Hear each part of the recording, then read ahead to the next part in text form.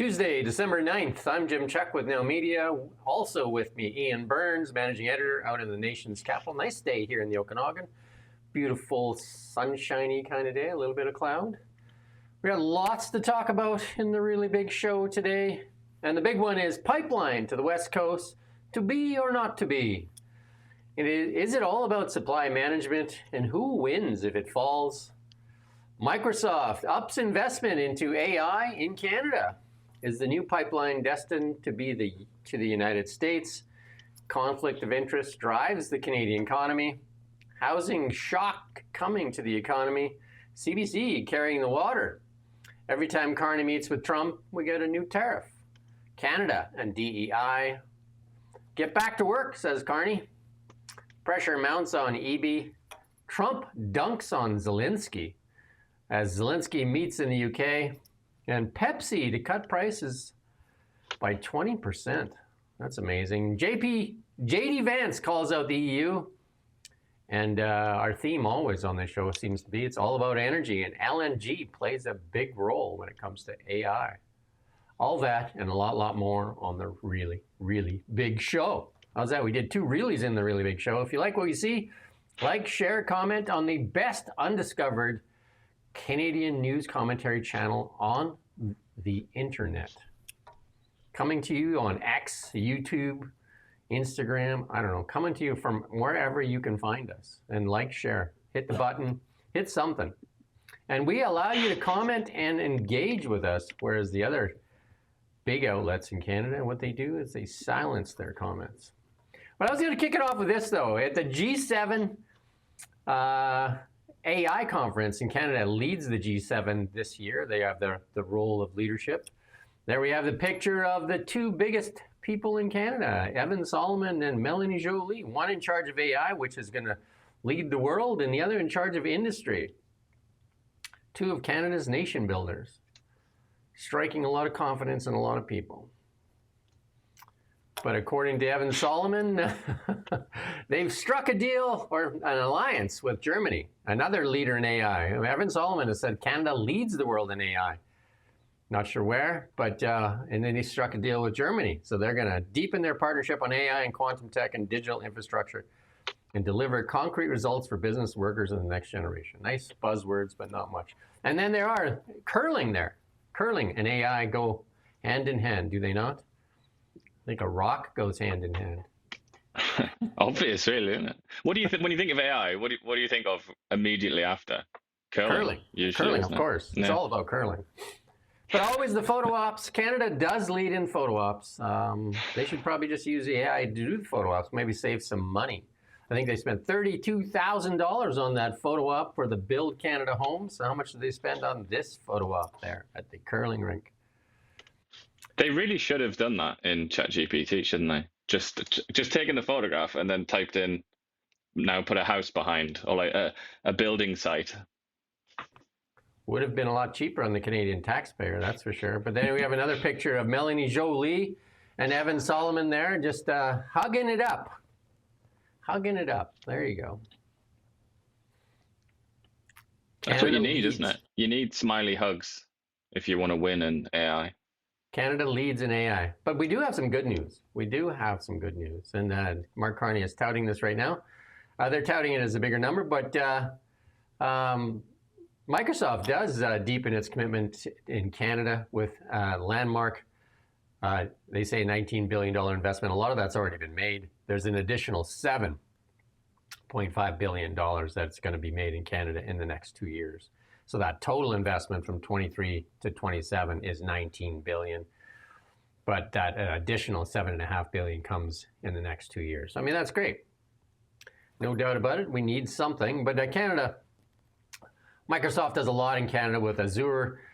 They have quite a few employees in Canada here, more than 5,300 across 11 cities nationwide, including Toronto, Vancouver, Montreal, Calgary, Edmonton, Ottawa, Quebec City, and some of the biggest cities here. And they believe that, and this is a lot with their Microsoft's AI diffusion, Canada, they say, Evan Solomon says Canada ranks #1 in AI, leads the world. Well, according to Microsoft, actually, Canada is 14th in the top 20 global economies. That's according to Microsoft. If you pull up that chart there at the bottom there, somewhere along the line there, you're going to see ahead of us, United Arab Emirates, Singapore, Norway, Ireland, France, Spain, New Zealand, United Kingdom, Netherlands, Qatar, Australia, Israel, Belgium, and then Canada.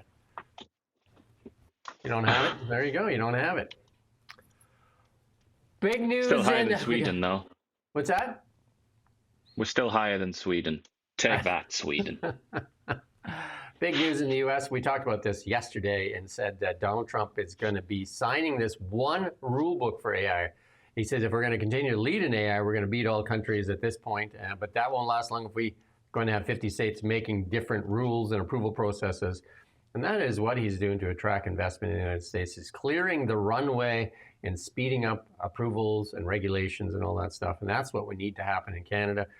And we seem to be even stumbling on building something as old as dirt, a pipeline, something we know how to build. We seem to be hitting nothing but stumbling blocks when it comes to pipelines. But he's clearing the runway for AI there.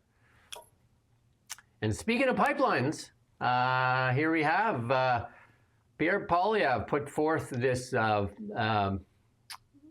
vote. He's going to force the Liberals to vote. Let's hear what he has to say. I think the minister is suggesting that there are parts of his own MOU that he does not support. And the MOU says there would be a pipeline to the Pacific.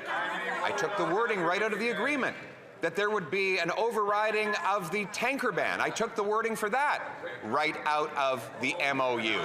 And now the Prime Minister is hiding under his desk. Liberal members on one side of the country are saying they're against, while they're pretending in Alberta that they are in favor. So why don't they stand up in the House of Commons, look Canadians in the eye, take one position, vote for a pipe to the Pacific, and override the tanker?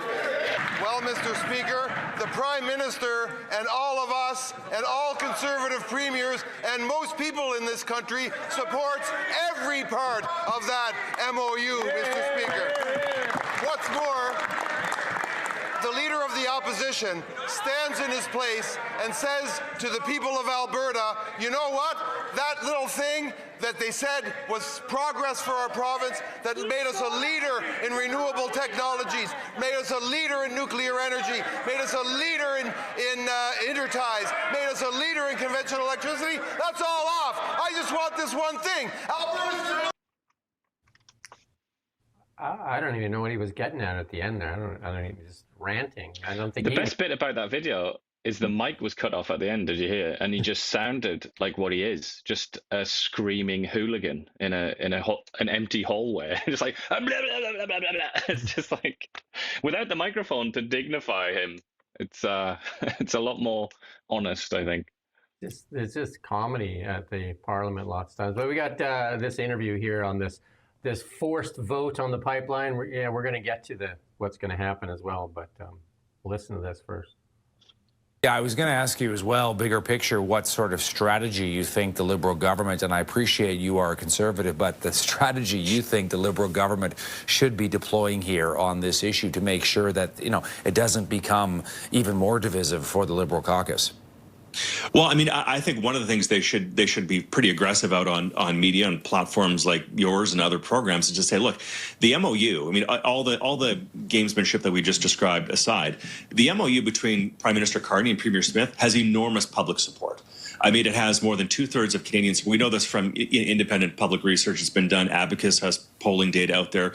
In British Columbia, in Quebec, the two regions of the country that were seen to be the most antagonistic towards this, it's a 2-to-1, even 3-to-1 net positive. The public wants to see reasonable accommodation. They want to see Canada become wealthier. They want to see Canada become less dependent on Donald Trump's America. They want to see our resources developed responsibly. They want to see partnership with Indigenous Canadians. They want to see us selling our products to global markets and creating Canadian jobs as a result of it. They want to see these things move forward. And so I think members of parliament, certainly Liberals, who want to be ideological and put personal pique and their personal perspective ahead of the national interest, I think they're ultimately going to be the losers in this. And I think the Prime Minister should be finding ways to get the message out to Liberal MPs that the MOU you might have a little bit of discomfort with it, but it is still a process that has all kinds of opportunity for people to intervene with their perspectives. But the concept that the government of Canada would back away from our core campaign commitment, the reason why Prime Minister Carney is the Prime Minister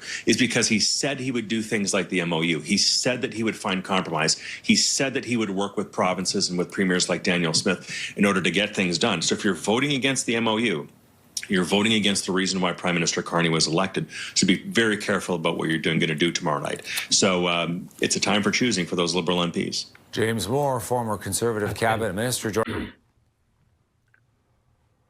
Yeah, I mean, it seems that what Poilievre did was a way to force them to vote, but then I think we talked yesterday is how they're going to figure out a way to vote no, because there's a lot of them that don't want to vote for this MOU. So how are they going to figure it out? And it looks like they have figured out a way. They just act angry and indignant. And, that seems to be the way they're going to do it. We're going to bypass this other clip that we were going to put in because, it sounds like they're going to vote against this motion because they're going to say that it was a conservative trick and that they're not going to vote for it. And there was a lot of screaming from Tim Hodgson and the rest there saying, Poilievre is playing tricks so they can avoid voting for this MOU. Or this bill. Well, they just did a press conference now, just like sort of still going on, I think, when we started. And it was the Environment Minister, Tim Hodgson, and some other people, just, random detritus from the Liberal Party. And they came and said, we are going to vote against it. And they said, one of the first things they said is, put up that next slide. This motion by the Conservative Party is a grievous insult to Indigenous people. Is it? Okay, well, if you say so. I mean, what the hell? And then there was just lots of anger from the Environment Minister. Then came out and said, "There's nothing here about reaching net zero. There's nothing here about reducing CO2 emissions." And okay, if you say so, cool. And then Hodgson said, "Oh, there's nothing here about carbon capture, which is going to be one of our great industries that we're going to export to the rest of the world. The rest of the world is going to come to us and beg us so that they could give us money in exchange for our carbon capture technology." And this stupidity from the Conservatives, et cetera, et cetera. I mean, what I would say, looking at it from, somebody that doesn't have a horse in this race, or don't have a party or whatever, this is obviously a gimmick from the Conservative Party. It is. It's they said it was. They said this it was. is your bread and butter, stuff, right? Yeah. It's your bread and butter as an opposition leader. It's like damned if you do, damned if you don't. It was a lose-lose situation for the Liberal Party.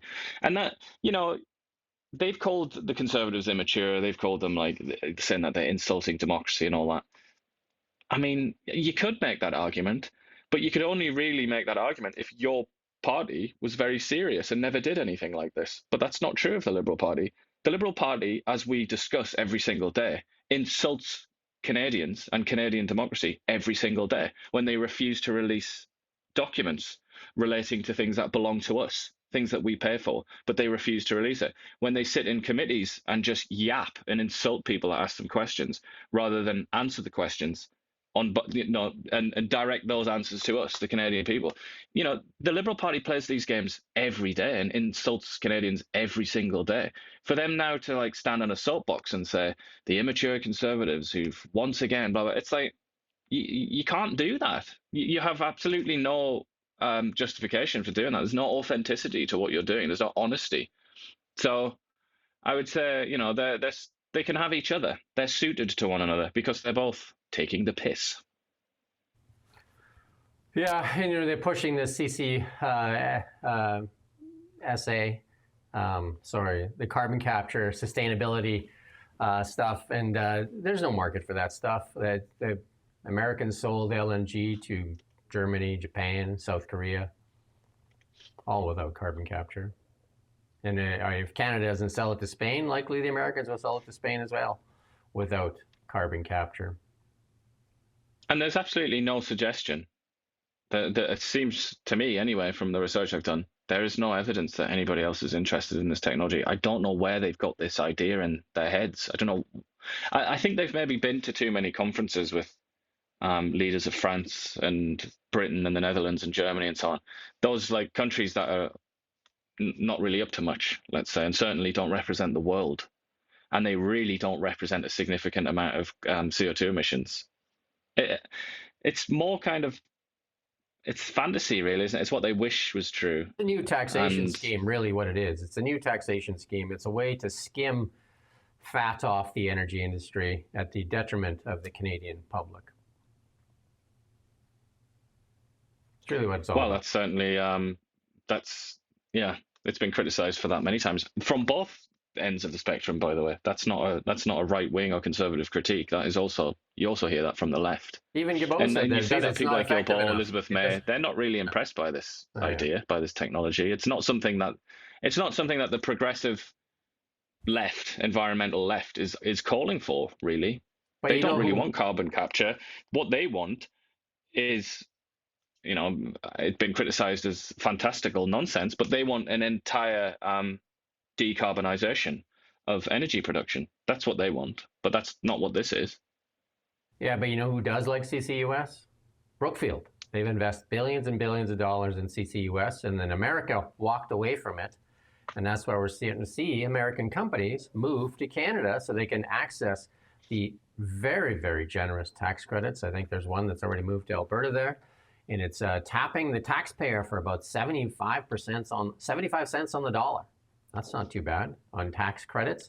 And then the ability to sell those carbon capture credits to the energy companies that are forced to buy them, basically a form of taxation. Pretty sweet deal. And that's a new industry, apparently. That's a new industry. CCUS is an industry. The ultimate rationale, the ultimate justification is that we need to save the planet. This is that we're not messing around here. This is not optional. We need these heavy subsidies. We need to give so much financial, political emphasis to this, priority to this, because it's about saving the planet. Of course, Canada contributes. The usual figure is 1.5%. Sometimes it's less than that as well. It depends on where you check. But pitiably, pathetically low and insignificant contribution to CO2 emissions. So that justification right off the bat is absurd. You can disprove that in 20 seconds of thinking about it or researching it. So that's another factor. But that is how they get away with it. They get away with that because that's the justification. We're saving the planet, bro. Like, that's why we're doing this. But so rarely do we hear that obvious criticism, even from the Conservative Party. When was the last time you heard the Conservative Party make that argument? I can't remember the last time I heard that. I haven't heard it either. This is the one that you said a long time ago, that it really seems to be about this. This is what's stalling. The real reason that the trade talks are stalled is the supply management agreements, and it seems to be coming up again. The U.S. ambassador, encouraged by Carney's energy pact with Alberta, expects more oil shipments to the U.S. This is part of it, though. And I keep saying that the likely pipeline is going to be the Keystone one. Even though this fight with BC, this fight with Quebec, and it's likely going to be a pipeline that goes south. And Hoekstra is saying that they would like the oil, and they do want the oil. There's no doubt about it that the Americans want Canadian oil. They want all the energy they can get because AI wants all the energy they can get. It's really all about the energy. It is all about energy. And yes, the Americans literally said that in that Politico interview that was just released this morning. He said exactly what you said. We have direct, clear evidence that the U.S. administration thinks exactly as you've just said. The evidence is right there. He just said energy is everything. If you get cheap energy, you get cheap everything. That's, paraphrasing what he said. And you heard it first here on this show for months and months and months. What do we say all the time? If we had a slogan, it would be, it's all about energy. And now, obviously, we should be hated because somebody else is agreeing with us that Canada's been taught to dislike. But it's all about energy. It's all about energy. Alberta has the trump card. The Liberals and the NDP continue to try and suppress that trump card. Carney knows that trump card. Carney knows, and he's playing it. And he's playing it to Brookfield's benefit. He's saying, yeah, you can have the energy shipped wherever you want to ship it, as long as you feed the fatted calf, and that is Brookfield, who has invested billions and billions of dollars into CCUS and has nowhere to sell that other than Canada right now. Nobody else is interested. Even that company that came, Carbon Capture USA, that came to Canada, said their technology doesn't work anywhere else in the world, only in Canada, because of the very lucrative tax credits in Canada. And you know what tax credits mean? That means you, the taxpayer, pays for it. 75 cents on the dollar, that means they're not paying taxes. That means you need to pay more taxes as they take your tax dollars. Pretty sweet deal. And that means less fiscal room, as they say, basically less money available to subsidize other things like starving children or whatever it may be. You know, it's a choice, a very, very serious, very consequential and difficult choice to make. And they've made it apparently quite quickly and quite easily. And this is the other part of that I was alluding to. Supply management. It sounds like supply management has been on the table, and you said that. Look, again, if you watch this show all the time, you're going to be leading the way, because we talked about this a long time ago and said supply management is what's blocking this free trade deal. And the Liberals actually put a bill forward that blocked any even negotiation. I remember that. That was early on when Carney took government, that they put a bill forward that blocked any negotiation on supply management. They said this is a non-starter. Well, it looks like it's going to be supported by the Conservative Party as well. Yeah. Let's not forget. Yeah, and you know, the bloc, everybody, like this is a non-starter. But it sounds like this may be. And who wins if supply management gets knocked off? Who wins? The consumer wins. The consumer wins, because the price of eggs, the price of chicken, the price of everything goes down. Because right now, the Americans get very little access to our market for competition as far as that goes. And this would bring in a lot more competition. Under CUSMA, the U.S. gets less than 5% of Canada's agricultural products market. Imagine if all of a sudden there was competition coming into Canada for milk and dairy and all that other stuff, chicken, all this supply management stuff. It would really benefit the consumer. It would be huge. It would be a huge drop in inflation. So the Canadian public should be demanding the end of supply management. The food professor did a really good interview, really outlining how damaging this is to the consumer supply management. Sure, the farmers make out like bandits on it, but and a lot of them actually don't. And they're pouring milk into the drains. A lot of them are angry about it as well. They do complain now and then because the prices are set, aren't they? And so they do complain sometimes that it's not good enough. But in response to the argument that you've just made, the argument in favor of ditching supply management, we know what that is. And it's not just related to the US, by the way. This is also related to the European Union and Britain. Countries that the Liberals keep saying that we have free trade with those countries. Kind of. You know, if you went on, what's that website, Snopes Fact Check or whatever, they would say like partially true, kind of. It's not really true that we have free trade with those countries, because the deal, in both cases, both deals, can't get quite over the line because of supply management. Same is true when we try and do a trade deal with anybody, anywhere in the world. UK this as comes well. up again and again and again. It's been knocked off because of that. The UK is the stumbling block, is supply management. So if like me, you think that the English people have a unique genius for creating cheese, you would be happy if supply management was abolished, because then we would get real cheese in this country, like Stilton, real cheddar, actual real cheddar, rather than orange slime out of a tub. But anyway, I like my cheese made out of oil. I like my cheese made out of oil. But there are those advantages, whatever. But the argument in favor of supply management, I should say, or the argument against abolishing it, is that we have higher quality food now. It would be like horrible, crappy American food. That's usually that's one of the sort of tactics used to scare people. But then the other one is similar to what Jolie said about steel. It's like there are some things that are just so important that they must be all entirely in-house. So we mustn't allow our farms to deteriorate or lose so much of the market that we rely on America for staples. That's quite a strong argument, but yeah, I mean, those are the arguments given anyway. You can talk about, you can sort of hash that out all you want, but at the end of the day, this is a political question. We're not really talking about economics. We're not really talking about reality, real life, things that actually matter. We're talking about politics, and particularly we're talking about Quebec. We're talking about that country within a country that almost 100% of the time gets exactly what it wants. This is just another example of Quebec getting what it wants, even from the Conservative Party, which pretends, particularly under Pierre Poilievre, the Conservative Party pretends to believe in freedom. That's their number one word. They might as well walk around with freedom tattooed on their head. They want free markets, open markets. They want competition, except when it comes to supply management, because we need to win seats in Quebec and we're too spineless to tell the truth. Yeah, somebody in the comments there just said $61 for silver. I was going to put that in today. We used to do a market report and we stopped because we have so much stuff we want to cover, but I do want to make note of that. Silver broke $60 today, so $60 for silver. So silver on a tear, and we talked about that quite like months back about how silver was on its way. So $60.08 right now silver is, and gold at 42.08 in Yankee Doodle dollars, but in Canadian dollars, 58.27 for gold. Wow, hey, crazy. And can you guess what silver would be in Canadian dollars? That one silver doubloon there. It's like the 17th century again.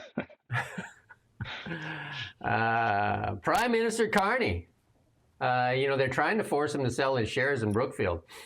But, I mean, conflicts of interest, they're all over the place. And I said that's what's probably tearing the Liberal Party apart a little bit, is Carney's driven by the interest of Brookfield by the looks of it, where the Liberal Party, a lot of them is still driven by ideologues.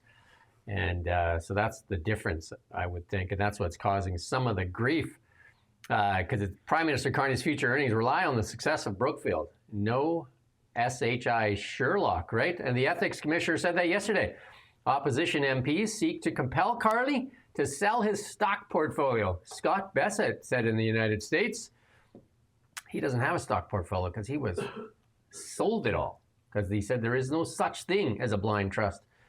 Apparently in Canada there is. If you're Mark Carney, it's clear Mark Carney's future compensation is tied to the success of Brookfield. And that's what the Commissioner Conrad, here's a good name, von Finkenstein. Never heard a name like that for a while. Von der Leer, testified that that's at the Commons Ethic Committee. And in order to avoid making decisions which can seem to benefit Brookfield and therefore indirectly himself, first of all, he has to put everything in a blind trust, which, blind trust. I mean, if you have all your shares in Brookfield, then you know you have all your shares in Brookfield. How blind is that? Also, blind trust that's managed by your underlings, literally your servants, your slaves. It's like, come on. People whose entire life, livelihood, career, everything is dependent on you. That's who manages it. Do you think that's fair? And he wasn't supposed to have meetings with Brookfield executive, but he did already. Why not? Yeah, but they didn't bring it up. Apparently they exclusively discussed anti-Semitism. Or didn't curling. mention Maybe curling. anything to do with Brookfield.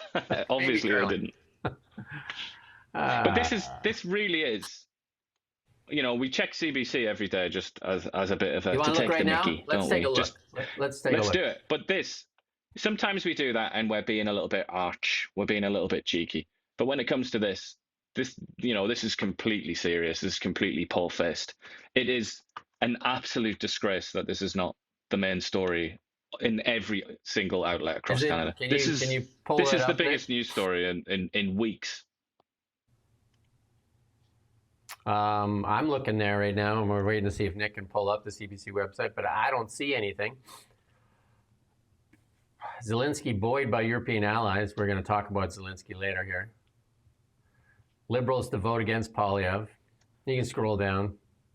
Like dog poo, historic Nova Scotia garden gets smelly surprise from tree. Can Carney still put together a credible climate plan? Nope. Don't see anything on this conflict of interest. Nothing. Zero. Nada. Squat. Trump's son-in-law, Jared Kushner, we got a story there. And Florida. Something about Florida. No. Back to the story, though. Records showed Carney disclosed vast stock holdings on July 11th, months after becoming prime minister and campaigning in that general election. And they said they were working very closely with prime minister's office to manage all of his conflicts. There's a lot. Brookfield has like 2,000 connections and subsidiaries and all that. And that huge company, one of Canada's trillion-dollar companies, has its office where? In a bike shop in the Bahamas. In the Big Apple.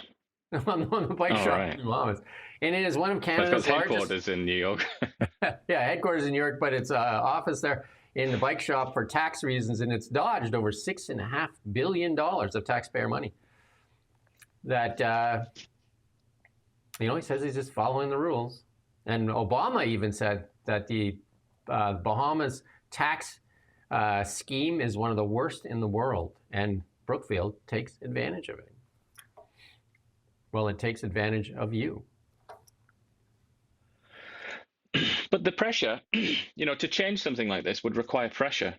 Pressure can only come from the main media outlets talking about it. Yeah. The average voter, I think, is only very vaguely aware of this. They don't know that the ethics commissioner, somebody who's, supposed to be in a sort of neutral watchdog role, they don't know that he's come out and condemned in like astonishing language, condemned, whether he meant to or not, the prime minister, and basically said that he's compromised. This prime minister is compromised because his personal fortune depends upon the success of a company, and that company is gigantic and has business all over Canada. So obviously, it's a conflict of interest. This is the kind of thing, if this was happening at Kelowna City Council or something like that, every newspaper in Kelowna would be talking about it non-stop. It would be an endless conversation about, this councillor, it's an obvious conflict of interest. He has to divest. We have to do something about it. But because it's the Prime Minister of Canada, somehow, because it's too important, the people that support him consider this too important, that they won't talk about it because they don't want to sink his popularity, sink his reputation. This is just corruption. I honestly, what other word do you have to describe this? It's not money in a suitcase delivered to some corrupt politician, but it's corruption nonetheless. The CCUS one is one of the worst of it, because Brookfield, if you just go on the internet and search Brookfield and CCUS and just do a search, and you're going to see that Brookfield invested billions and billions of dollars. Don't forget that Mark Carney led the net zero alliance with all the banking and financial institutions. Listen to some of the language. We've played it over and over and over again. Like, they've invested tons in CCUS. And the only way to recoup that money in that investment is through Canada right now, because nobody else is buying into it. It's just Canada. The Americans sure aren't doing it. And nobody cares to whether they buy the LNG, whether it has CCUS on it or not, because it's the same LNG at the end of the day. This is a tax scheme, and it's a pretty complicated one at best. And remember when he was running in the election, they were trying to portray him as a man of meager means. And I said, either he's the worst CEO ever, or he's lying, because he was running one of Canada's largest corporations. And if he was and didn't make any money running that corporation, didn't have a ton of stock options and all that kind of stuff, I'd say he's got to be one of the worst CEOs ever. Turns out he did okay.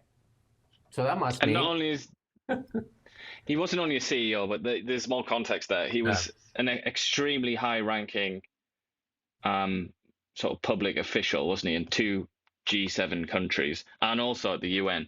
That the networks that you're granted access to by having jobs like that, like the money is just. And governors. It's up to you how much banks, money you make, really, isn't it? Like, you banks. decide the figure.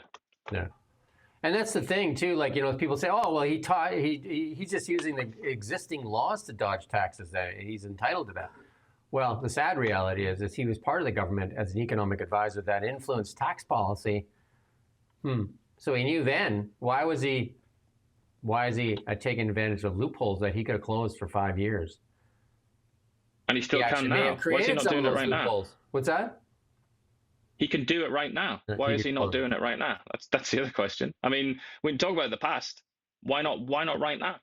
Why hasn't legislation been enacted right now to close the loophole and force Brookfield out of the Bahama bike shop? We don't know. Because he knows it inside out. He knows exactly how it works. He could even write the law himself. How rare is that? A prime minister could literally write the law. Why is he not doing that? So what is the reaction from the Liberals when, we're talking about conflict of interest? This is from Holly and Blacklocks again. Start screaming, just like they did today on the MOU bill. Start screaming how ethics have been weaponized. So Liberal MP, once censured for breach of conflict of interest code, yesterday complained Ethic rules have been weaponized. The first parliamentary ever ordered by the ethics minister to apologize to the comments said no public office should be subject to a bunch of allegations. So imagine that when Jason Jacques came out and said the budget was unsustainable, stupefying, all these things, what did they do? They went after Jason Jacques. And here we go. Now that the conflict of interest minister says, or ethics commissioner says that there's a conflict, we bring out ethics are being weaponized. Imagine that, eh?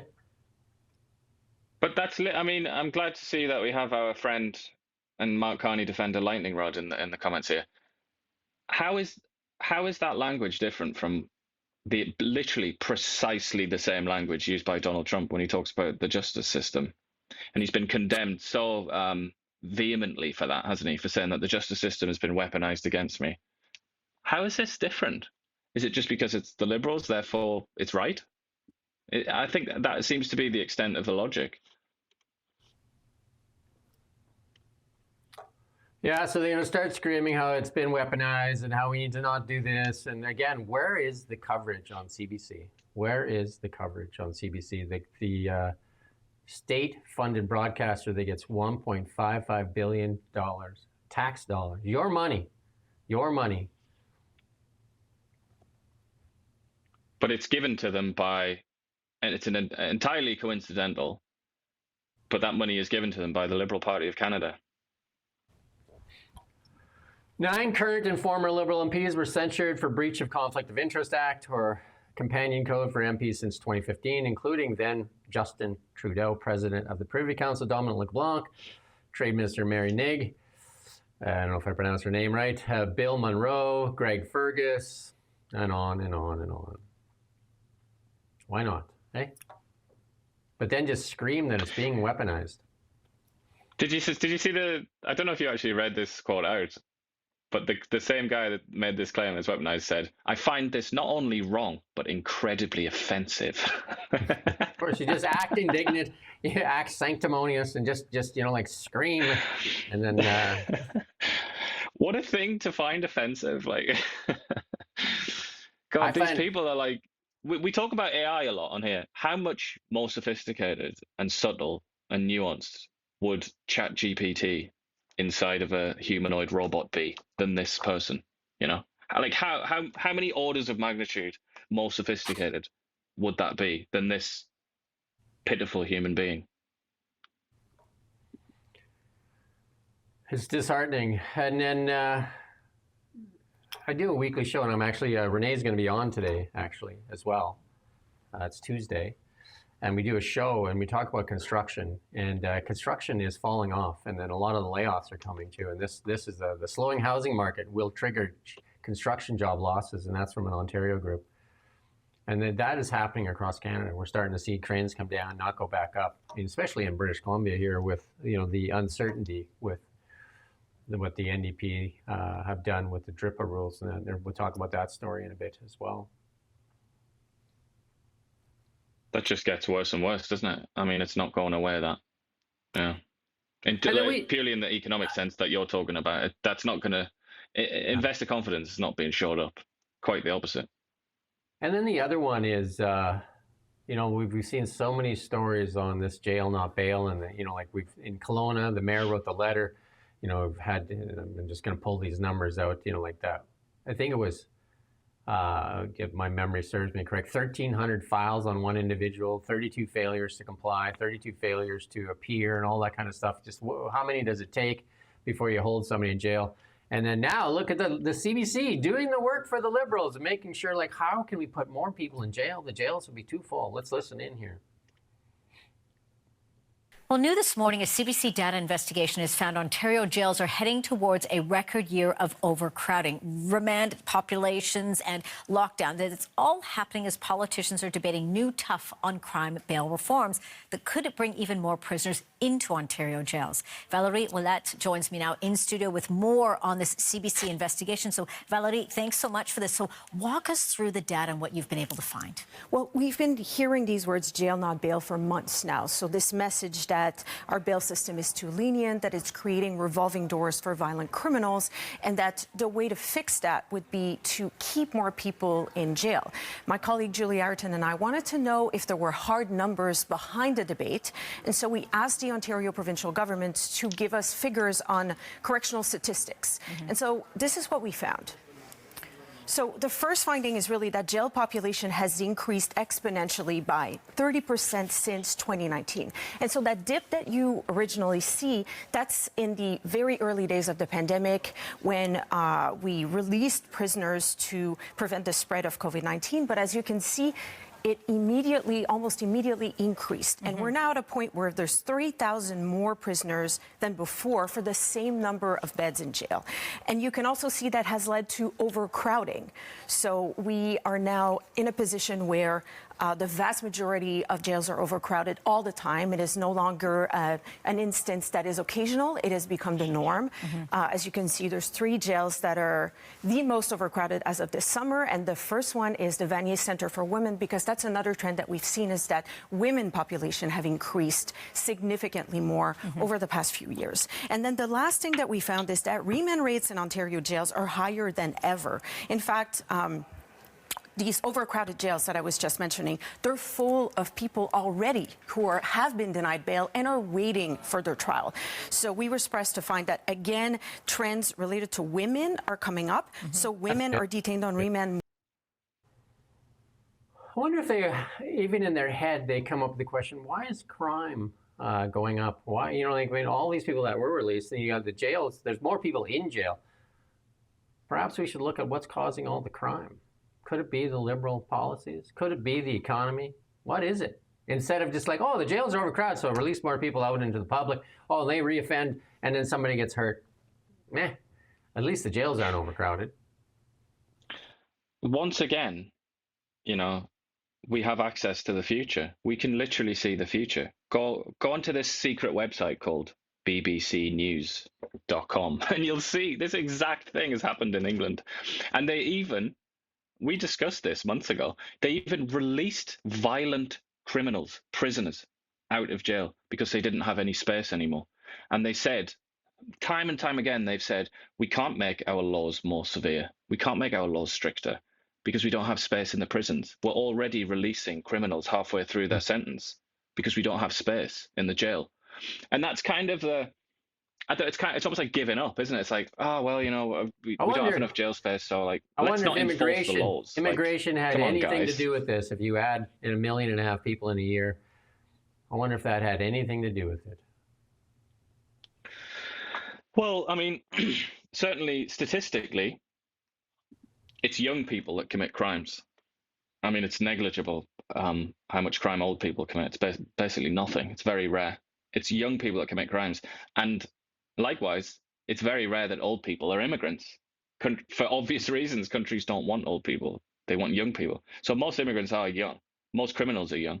You are inevitably going to increase your, the amount of crime in your country, just purely based on that, on nothing else but that, on age. So we got that's more certainly on this. a factor. But I just want to emphasize here what they missed there. I mean, this woman who talked about, this reporter talked about exponential increase. I just want to say exponential is a word that actually means something. That chart did not show an exponential increase, but that's just me being very picky. But I'd also say, why is this all focused on a slogan, jail not bail? It should be focused on the incompetence of the bureaucrats and the people who are told to maintain these jails. Those are the people who should be criticized here. All of the attention should be on them. Why don't we have enough jail spaces? It's not about, why are we increasing the severity of sentences and trying to put more people in jail? That shouldn't be the question. The question should be, why are we so incompetent and useless as a society, as a country, as a province, whatever, that we can't even create enough spaces in jails so that we can hide away violent people from the rest of us? I mean, the easiest thing that comes out is like, she says the jails are too full. Well, shouldn't the next question be, why are the jails filling up? Why are the crime rates higher? Why are we releasing tons of people, yet the jails continue to fill up? What is going on in Canada? What is causing the increase in crime? That would be the better question. Instead of the jails are too full, let's release people. But you have to remember as well that the CBC is informed by progressive ideology. That's their philosophy, is progressivism. Some people obviously call it a religion. But that's what informs their worldview. And according to the progressive worldview, when it comes to things like crime, that crime is a consequence of discrimination, poverty, gender inequality in general. It's all these sort of, like, society does it to people. That's what increases crime. So you really have to remember that they don't really believe in individual agency or anything like that. Progressives don't, I mean. So when they're talking about a subject like this, they're not going to ask that question that you asked. You aren't a religiously progressive person. You're not. You don't subscribe to that faith or that ideology. So naturally, it came to you, but it's not going to come to them, because that's not, like, if anything, if this conversation had just gone on and on and on, they would have started to talk about things like, why are the laws discriminating against people to such an extent? Or, what do we do to improve economic opportunities for people who commit crimes and things like that? That's how they see the world. That's how they see morality and ethics. So I think it's a very deep question. It's a very sort of complex issue. Every time Mark Carney meets with Donald J. Trump, we seem to get a new tariff. And this time he's talking about putting it on potash. Let's listen to this. Fertilizer plays another role. Now, a lot of that, the way I understand it, it comes in from Canada, different countries like that. What are we doing to bolster domestic fertilizer production to help make that more affordable? And then I think that will transition down. One of the things, a lot of it does come in from Canada, and so we'll end up putting very severe tariffs on that if we have to, because that's the way you want to bolster here, and we can do it here. We can all do that here, but I would say, what you do, you put very severe tariffs on from coming into other countries. You'll be making your own fertilizer very soon. In fact, Secretary Burgum. That's good. Yeah. He had that meeting in there with a bunch of farmers, and they were talking about, we're going to talk about a little bit later, China soybeans and all that kind of stuff, and rice and everything, and John Deere tractors. It was actually a good thing for farmers that they're going to cut a lot of the environmental stuff off the John Deere tractors and that. So the farmers in the room there were fairly pleased with what's going on. I never thought Canadian potash would get attacked, though, because potash is one of the things that's tough to find in the world. And Saskatchewan is very, very rich in potash. And another country comes to mind, and that would be Ukraine, as far as that goes. But Canada, very rich in the potash. And Belarus, they also produce, and Russia. And then, but Nutrien, this is another loss for Canada. Nutrien decided to go to Washington to put their port. So I don't know how much Canadian potash will be affected, because they're already shipping their stuff through a Washington port as opposed to Vancouver. And David Eby acted all indignant about that as well, saying nobody talked to him. Well, because you're almost impossible to talk to, I think that's what people say. This clip from Trump, I don't think that's one to add to the highlight reel. My instinct is that he doesn't know what he's talking about. Yeah, I don't think so. The farmers in that seems room, fairly safe. So to me, anyway. But. Well, it would just be suicidal. And the farmers in that room, they probably were like, at that time, they're trying to be on their best behavior because they don't want to alienate the president of the United States. Sensible, one might say. But deep down, they'll be freaking out. And if he did do something like that, they would turn against him, I'm sure. They would be furious with him, because that's about yields, isn't it? That's like fertilizer. So you can't really have, like, they have such a successful and productive agricultural system. It wouldn't be that without potash. And they're not going to realistically replace Canadian supply. Yeah, he didn't know anything about it, so he was just asking Russia. around the room too. He's just like, what's going on? What's going on? And he was acting like Elon Musk. Deal with it then. But likely we can potash make pots. We can make pots in the United States. But you know what else Canada leads in other than CCUS, which Brookfield benefits from? DEI. DEI, because DEI'd in the United States. But in Canada, ramping up. We're going to show you this in the next couple of stories. But first, let's listen to this and see what you get out of this. Misogyny now has a new name. Manospheres. There are clubs, podcasts, books, and influencers who use these platforms to radicalize young males through a combination of algorithmic design, social dynamics, and exposure to extremist ideologies. Remember these words, Mr. Speaker. Algorithmic amplification, gamification of hate, normalization of misogyny, recruitment of vulnerable men, and lack of counter-messaging. These are all the enemies of human rights, and they are the new wave of violence against women and diverse genders.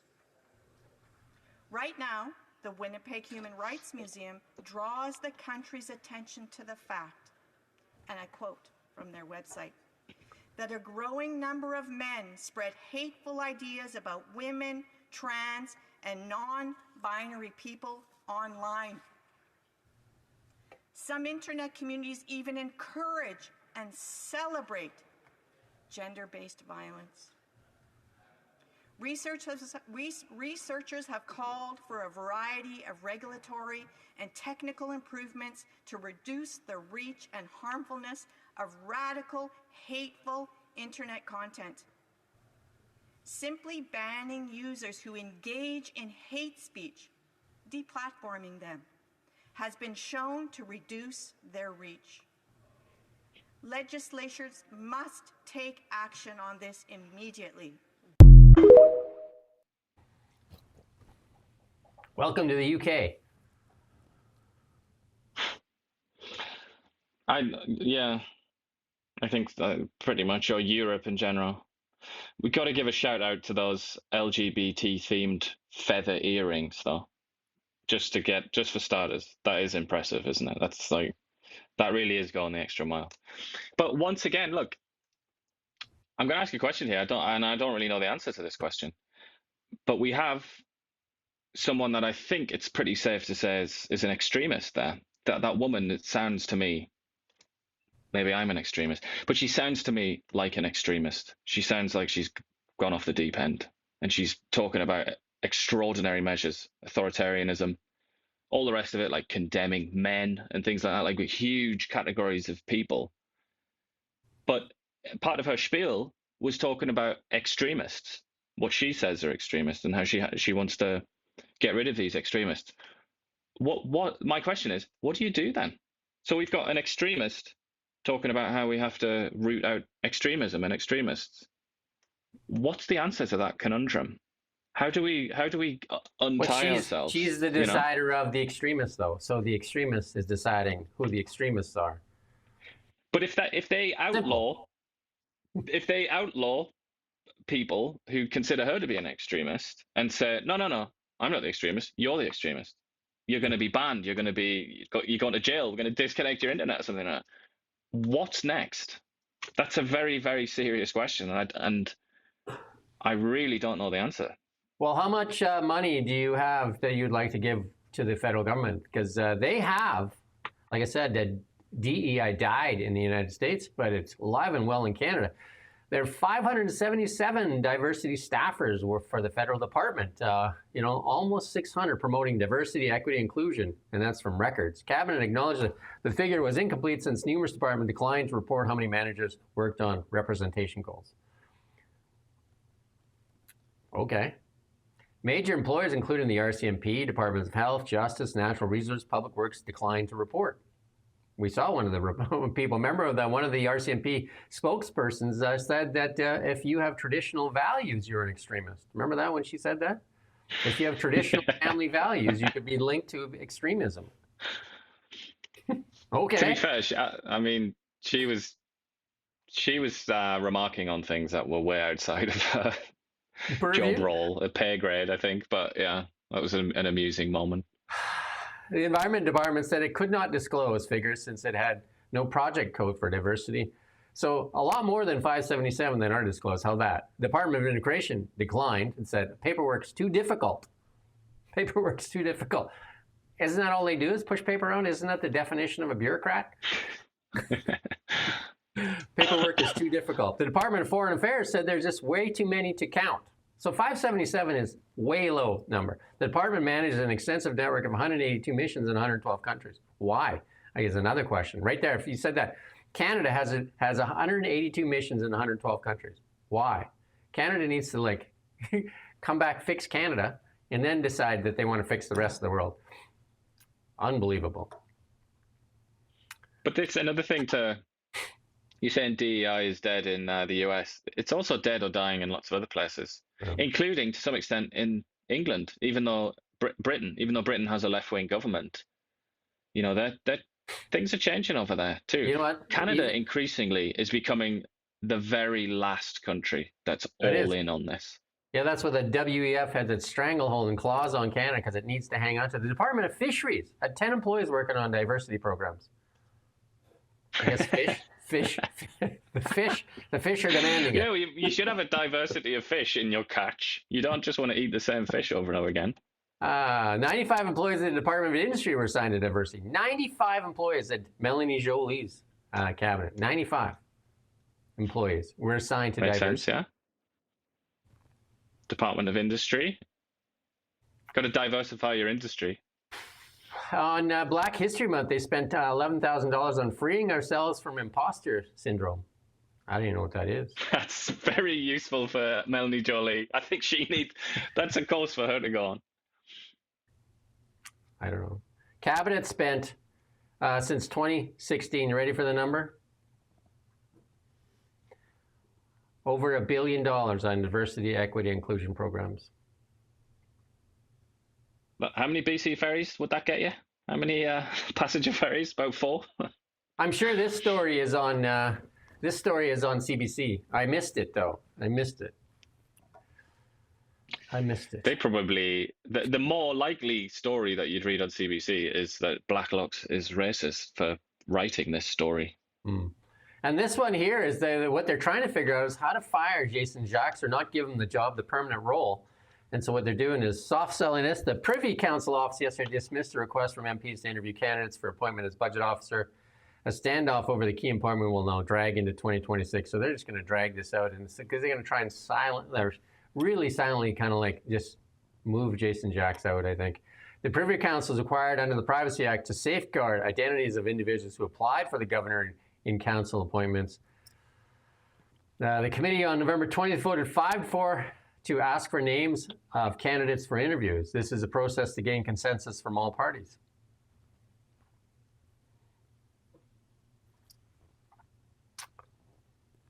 Well, I mean, the name would be wrong otherwise. I mean, as it stands, the name is wrong, isn't it? It's a misnomer, Parliamentary Budget Office or Officer, because it's not really Parliamentary Budget Office. It's more like Cabinet Budget Officer or Government Budget Officer, isn't it, at present?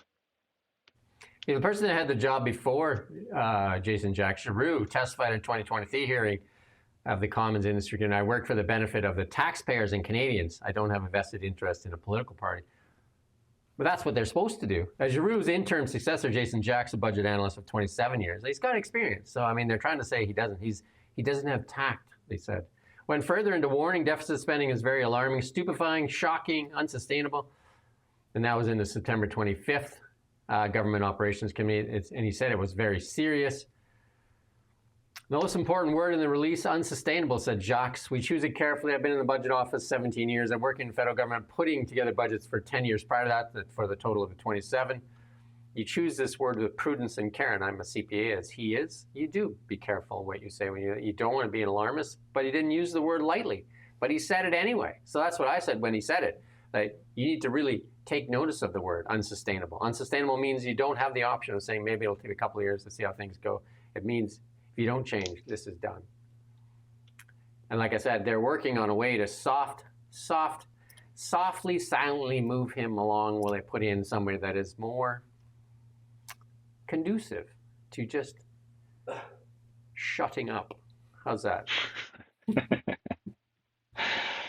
Indeed. And that previous fellow, Giroux, he was good at that, wasn't he? He was good at shutting up.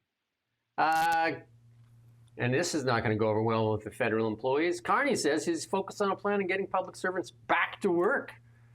And then this, because right now they're only supposed to go in 3 days a week. Tough slugging. And it was 2 years they were out since COVID. I have a friend that works in Treasury.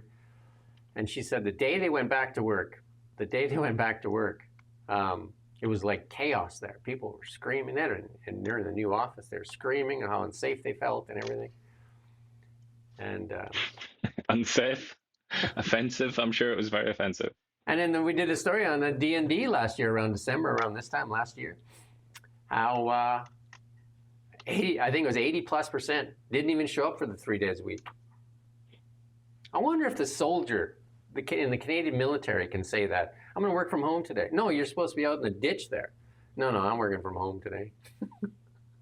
Hey, can you do that? Oh, what about the guy who is responsible, like the caretaker in the House of Commons, who's responsible for like getting the heat right and cleaning and all the rest of it? Working from home. What if he just said, I'm going to work from home this week, lads? Well, we did that yesterday with that one. We said it's Christmas bonus time in Ottawa. Christmas bonus time, and 90 to 100% of the people get their bonuses, even the one that didn't go to work, because she filed a complaint because she wasn't at work and she didn't get her bonus, the $177,000 a year employee of the CRA. She didn't get her bonus of $5,000, so she filed a complaint and then she got her bonus. Lo and behold, hey, bonus time. The best bit about this story, though, is the guy that beat Pierre Polyev in Carleton, which is near Ottawa. Yeah, who says we have to keep the flexibility in place to make sure that we can attract high-quality workers and also reduce carbon emissions. That's your old card. You play that one all the time. You want to reduce carbon emission, pay people less so they have less money to spend on goods. How about that, Bruce? Cut their salaries in half, and then they'll have less money to spend on products, and that will cut their carbon emissions. How about cutting your salary, Bruce? Cut your salary in half. Cut all this travel, junkets. What was that?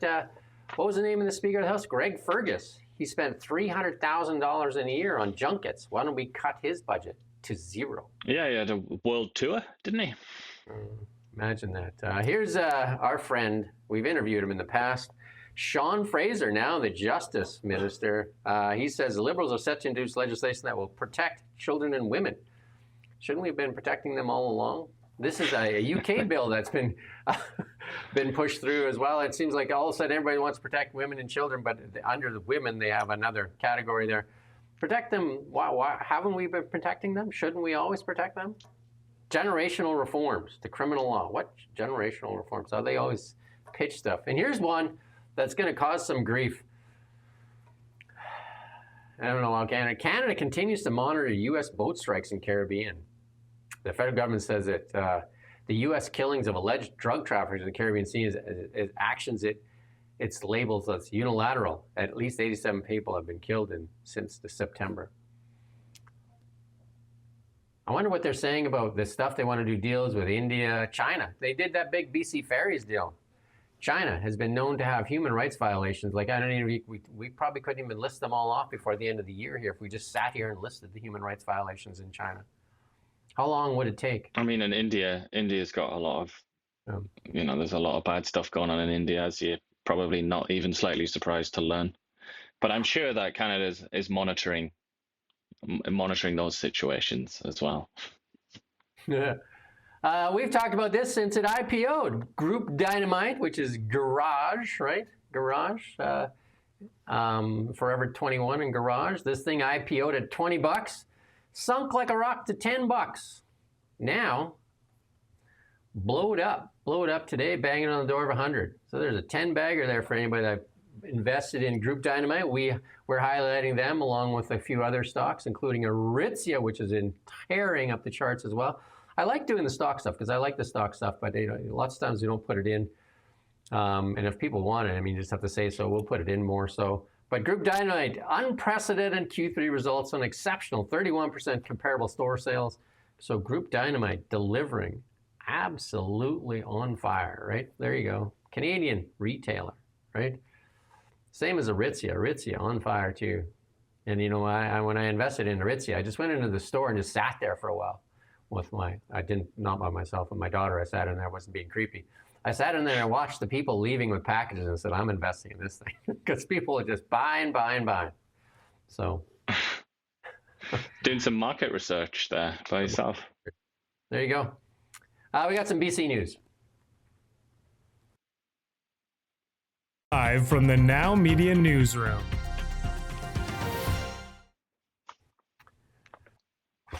So there's lots of pressure building on the BC NDP to recall legislature and repeal DRIPA. This thing is really getting out of hand. Pressure mounting to repeal that Declaration of Rights of Indigenous Peoples Act after a court ruling upended the province's mineral claim system. The BC Conservatives said this problem is too great to wait until February. EB, meanwhile, said it will take some time for us to come up with an appropriate amendment for the bill, which was passed unanimously in 2019. Separately, the Independent Contracts and Business Association said EB should immediately recall the legislation and repeal the law. The group's president said, "You cannot bolt a vague UN declaration onto all laws in BC and then be surprised when judges start using it to rewrite provincial laws from the bench." I've interviewed Jeff Moyse, Aboriginal lawyer, as well, I think 4 times now, Jeff Moyse. And it was the BC government that decided to add DRIPA in. They didn't have to, and no other countries really do it, but BC did it, and Canada. And now we're starting to reap the what comes with it. And here's an interview with another Aboriginal lawyer here, and this one is with Global. We'll listen to what he has to say. Does BC, go ahead. in your expert opinion, need to repeal, change, or keep DRIPA as is? Based on where British Columbia finds itself today, I think there's only one answer. DRIPA needs to be repealed. He literally wrote the book on Aboriginal law. Tom Isaac says last week's BC Court of Appeal ruling on Indigenous mining rights potentially changes all areas of BC law. Isaac says he warned the BC government not to adopt DRIPA, the Declaration on the Rights of Indigenous Peoples Act, but it was approved unanimously by all MLAs in 2019. There's a paragraph in the decision that's very interesting where the court says essentially it was the legislature that imposed this complex set of rules that are essentially untested at law into British Columbia law. It was the legislature that did that, not the Constitution, not the Supreme Court of Canada. The legislature is now on a 2-month break. The opposition wants DRIPA repealed and says MLAs should be called back to Victoria immediately. And again, we had that, when did we interview Jeff Moyse? A month and a half ago, 2 months ago? I don't know, we've interviewed several times, so probably a couple months ago. And he said the same thing, that it's not anything to do with the Constitution. It's BC chose to do this. And now, who invests in BC right now? They're talking about it like it's a surprise, aren't they? Like, this is not a surprise. People have been warning. Yeah. Jeff about Moyse this said since before it was enacted, this legislation. I mean, and obviously, this is one of those examples where, you often hear people say, oh, politics is getting in the way. This is just politics. That's what this was. It was a unanimous vote in favor of adopting a really vague, sort of abstract UN press release, pretty much, like an activist's press release. They decided to put that on the statute books as law. I mean, people were saying, you might not want to do that, lads, back then. But it was politics, wasn't it? It's because they thought, they just didn't want to be seen to oppose this. So the BC Liberals and the NDP voted it through. And now here we are, the mess that they created. And then it's really hard to get investment in British Columbia, and people wonder why. David Eby talks about, there's so many shovel-ready projects in BC. Okay. How many shovels are in the ground, Mr. Eby? Let's move to international news and talk about shovels in the ground. Live from the Now Media Newsroom. There's a difference between ready for shovels in the ground and shovels in the ground. And we're going to hear from Kevin Hassett, the guy that likely will become the new Fed chair. We're going to hear from the Fed chair tomorrow and from the Bank of Canada as rate decision comes up. But let's listen to what Kevin Hassett has to say on shovels. There's a huge amount of positive news that the president is going to be breaking this week about the economy. You know, we've got a person who actually approached the studio with me, walked with me, who's tracking the openings, the groundbreakings for the new factories that are, you know, in the trillions of dollars of announcements that the president's been making. And we're up to almost 30 of those that actually the groundbreakings have happened. And so there's a lot of positive news that's positive for people's jobs, for people's incomes, and for inflation. And President Trump is just going to go out there and remind people of that. But in the end, again, going back to the eye on the horizon, that President Trump's economic policies were profoundly popular just before COVID in his first term because he had $6,500 of income growth after the big tax cuts. Yep. And so right now we're going into next year where the typical person who's got no tax on tips, no tax on overtime is probably going to see an extra $1,600 to $2,000. A lot of that will come as tax refunds in the beginning of the year. That kind of stuff is going to make it so that people are going to look at their wallets and say, oh, boy, this guy's really making me better off. And in the end, that's more important than any poll. The final thing I got to say is that we did look at a lot of the sentiment, the softer indicators over the last few weeks, and we found a pattern that I'm sure you guys could find a chart that would show, which is that consumer sentiment it tends to crater when there's a government shutdown. And so we have sort of back-to-back 4% quarters coming in, and then we got the government shutdown and all the chaos related to that. And the sentiment indicators went down, but the hard indicators really didn't. And that's a pattern that we've seen over and over again. So there's leading indicators and lagging indicators, and you talk about job numbers; those are lagging. Leading indicators are investment, capital investment, and projects that are being put in. They say they have 30 projects with shovels in the ground, and including Brookfield and Cameco with Westinghouse have committed to build 8 nuclear reactors in the United States of America. How many did they announce in Canada? 0. That's right. But these are things that should be copied. Like these are great things for the working class people. No tax on overtime. What a boom that would be. No tax on tips. Great for the service industry that you know they work hard, and then no tax on Social Security as well. Those are great things. Why do we continue? In Canada, they want to figure out a way to tax the seniors. They're talking about how they can go after them for their CPP, and that CPP is a pension plan. They don't deserve that if they have money. It's like that is their pension that they paid into all those years. Kind of a different mindset, isn't it? Doesn't it blow you away? Like a mindset in the United States that we don't want to tax our seniors. In Canada, they're just like, oh, well, you know, they have too much. Take it away from them. Their pension plan. Yeah, well, that they paid into their whole lives. Seniors get a slightly better ride in a lot of countries because of the baby bulge, the baby boom. They represent such a large proportion of the electorate that they kind of get what they want. But in Canada, yeah, it's a different thing. I mean, the Liberal Party are the seniors party now. That's what they represent them. But they're also willing to float these ideas like taxing their pensions and things, aren't they? Someone said open an ad on CBC channels for Now Media. That's a good idea, actually. Like you want real news instead of what's with an arrow pointing instead of this government propaganda. If they let us run that ad, that'd be pretty cool, right? I don't think they would allow it. Nothing runs like a deer. Nothing runs like a deer. And for those of you that have farmed before, like I have, nothing runs like a John Deere. So here's Trump talking about John Deere.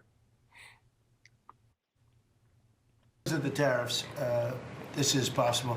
The other thing I'd like to add before going to Scott, and I think it's very important, we're going to also give the tractor companies, John Deere and all of the companies that make the equipment, we're going to take off a lot of the environmental restrictions that they have on machinery. It's ridiculous. I know because I buy a lot of that machinery for different things. We have a lot of big clubs with, you know, hundreds, thousands of acres. And I buy a lot of stuff, and you buy it, it's got so much equipment on it for the environmental, it doesn't do anything, except it makes the equipment much more expensive and much more complicated to work, and it's not as good as the old days. And we're going to take a lot of that nonsense off of the equipment, which is That's good. Usually you can listen to about 15 seconds of what Donald Trump has to say, and then the next 2 minutes of just him repeating everything he said in the first 15 seconds. That's his. So he starts off. It's like an academic article submitted to a journal, isn't it? You start off with the abstract.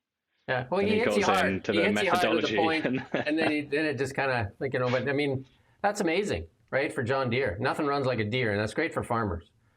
It's absolutely great. And you want some more good news for farmers? Here you go. Here's another clip from DJT.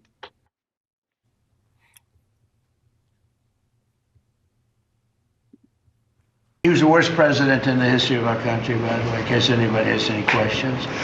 China committed to over $40 billion of soybean purchases, and that's a commitment. And I asked President Xi if he could even up it. And I think he'll do that. I mean, not a commitment. The 40 billion is a commitment, but the soybean farmers are quite happy. Since my successful meeting in South Korea with... That's what I said. There's the news right there. And then he'll just go on and then talk about some other stuff there. But also, talk about cringe. These accounts on Twitter, like, they make my skin crawl. You just read them, like, they're so gross. These are just like, I mean, are these people just born slaves, or have they decided to volunteer to become slaves? I could never imagine writing about somebody like Trump or whoever it is in this way. It's just like such repulsive behavior. They disgust me so profoundly. Like Gunter Eagleman's slave as well. Like, ugh.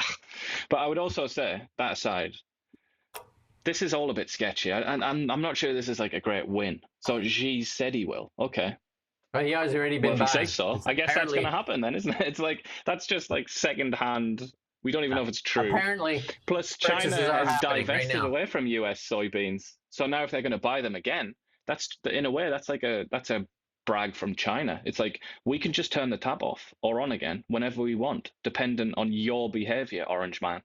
So, it's like, it's kind of a weakness. It's not just, that's not a strength, but you would never get that if you follow these slave accounts on Twitter, because a slave will never insult his master for obvious reasons. Apparently, though, they've already been making purchases of soybeans, so there's that. So, but they also stopped. So stop, start. This is just the same old thing repackaged as a Trump victory by slaves. You sound like a basketball. Anyway, Pepsi agrees to cut prices by 20% in the United States. What about Canada? Well, you want a Pepsi? Pepsi Generation, man. Pepsi has made an agreement with active investor Elliott Management, committing to cut costs across the company, lower prices. And you know what they also cut? They cut staffing. But they're going to cut prices by 20%. Now, Pepsi is a big brand, and it has a lot of brands underneath it. Pepsi's huge, right? And I saw this on Bloomberg this morning.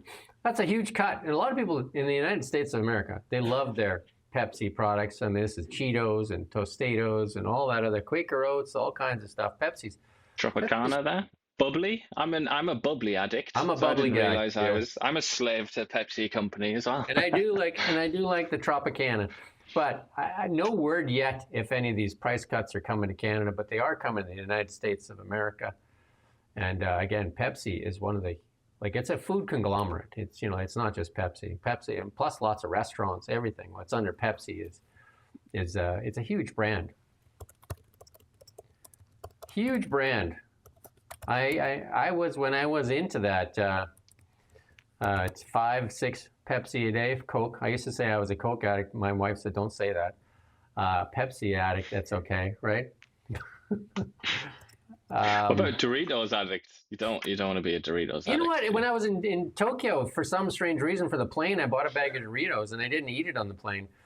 And I haven't eaten Doritos forever because it's it's not exactly health food. And I sat down and had one, and I ended up finishing the whole bag. So that was probably my first. They're addictive, aren't they? Pringles as well, but they are. So, so good some of the brands under Pepsi, other than the drinks themselves, are, Mountain Dew, Gatorade, Rockstar Energy, Tropicana, Quaker Oats as well. Dole, Lipton iced tea, Aquafina, Bubbly, Lay's, Doritos, Cheetos, Ruffles, Tostitos, Miss Vicky's, Munchies, Fritos, Mark Popcorn, Quaker Oats, Captain Crunch. There's a cereal. That sticks in your teeth. You eat Captain Crunch, the more you don't brush your teeth, you can eat the Captain Crunch for the rest of the day. Because it's just you're picking that out of your face. But anyway, it's a big brand for sure. There you go. Good Massive. news. But Good news like for the the Americans. odds. How What's many that? people knew that? I didn't know that. I didn't know Quaker Oats were owned by PepsiCo. So that's kind of like... It's a huge brand. Life cereal, Quaker granola bars. You probably buy a lot of this for your kids, right? Miranda, Life Water, Ruffles, I don't know, like 7-Up. Tons. Here's Politico getting called out.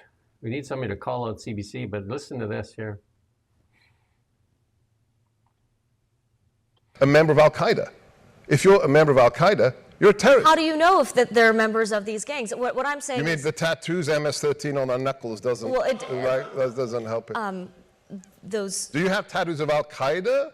the tattoo on- did on not your- on say your MS-13. I don't want to get into that. Oh, of course it does. It's just accidents that the four symbols represent the letters MS. See, this is why Politico is a joke. This is why you are gutter press and fake news. That those four symbols that just happen to comport with the letters MS and the numbers 13 don't, in this case, represent MS-13. You're sitting here live defending a member of MS-13. That's why I regret coming here, because this isn't journalism. This is protecting those who hate America. Shame on you. We are saving lives. Sir. Saving lives. How about Maryland fathers compared to Maryland mothers? Like Rachel Marin, mother of 5, raped and murdered and thrown in a ditch. How about Jocelyn Nungare, age 12, raped a mile from her home and thrown in a ditch? It's strange that Politico doesn't do articles about her, that mother, or that 12-year-old girl. Why is that? Why is the MS-13 guy with the knuckle tattoos more important in terms of due process than the lives of 12-year-old girls brutally raped? It's weird that the priorities shift to defending the member of an FTO, but not the children and the women. Dan Crenshaw told me a story once of a 16-year-old girl who was smuggled across this border.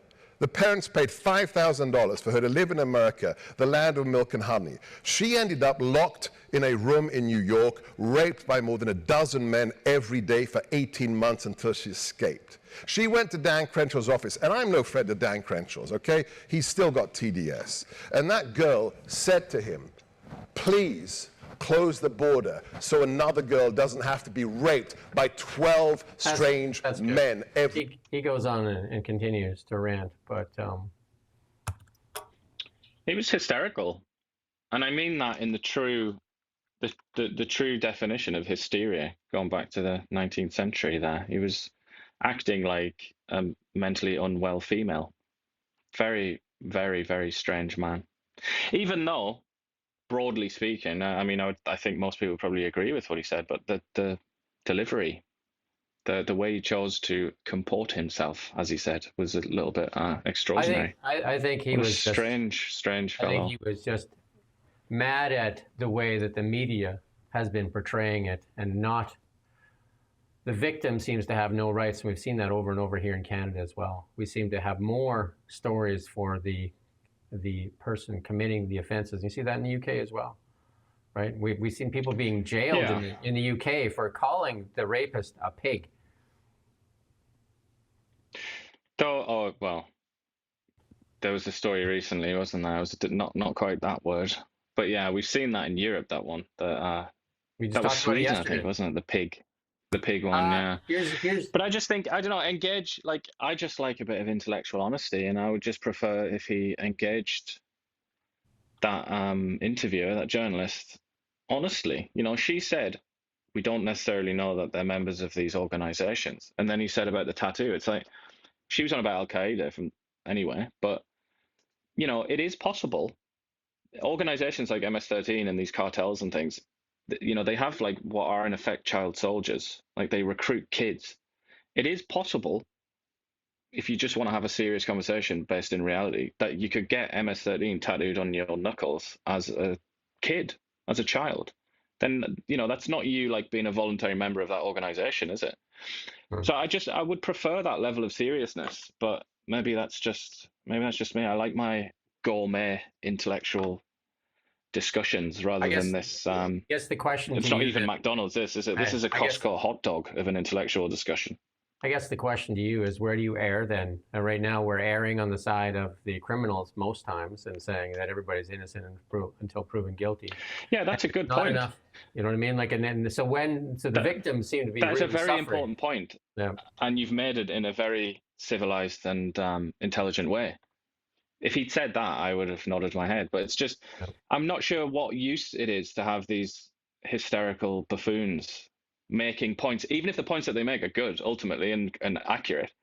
How are you advancing the cause if that point is made by a buffoon, a ridiculous clown like this, And I often feel like with a lot of people on the sort of in the Trumpy verse, but in fairness, it's probably even worse for the Democrats when you get somebody. It's possible that somebody like Ilhan Omar or whatever could make a good point, but it's her, so she makes it in such a ridiculous way that she discredits the point.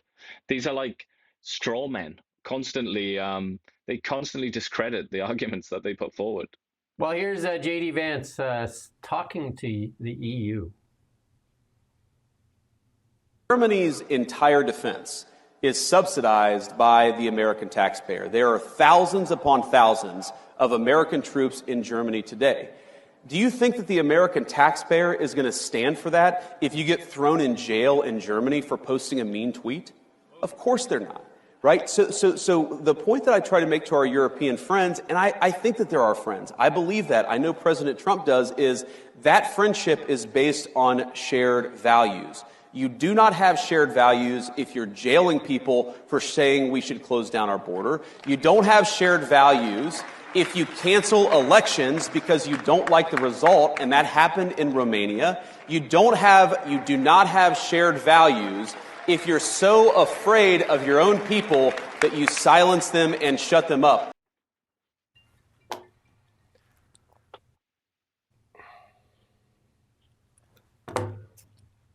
There you go, J.D. Vance. That divide is like, the gap keeps growing and growing, doesn't it, there between the US and Europe? Yeah. That freedom of speech is becoming a bigger thing. We played that from the Undersecretary yesterday when she was in Europe there. And now Jamie Dimon weighs in. Jamie Dimon, one of the big, financial wizards of Wall Street here. And let's listen to what Jamie Dimon has to say. It takes 27 nations, to make a decision. They let their military drop dramatically. It's very bureaucratic. That's why part of the reason that they lost Britain to the EU, which I think makes it bad for both of them, by the way. And so you got to be honest about this. So, and those tectonic plates may move over 20 years. But if we ever write a book about how the West was lost, it will be because of the following. It will be because of we didn't get our act together here, and we go through all the policies here, that we didn't have the strongest military in the world, and that we allowed Europe to fall apart. And so I have a slightly different point of view about Europe. They have some wonderful things, but they've gone from 90% of the GDP of America to 65. That's not because America did anything bad to them. It's their own bureaucracy, their own costs, they do some wonderful things on their safety nets, but they've driven business out, they've driven investment out, they've driven innovation out. It takes 27 nations.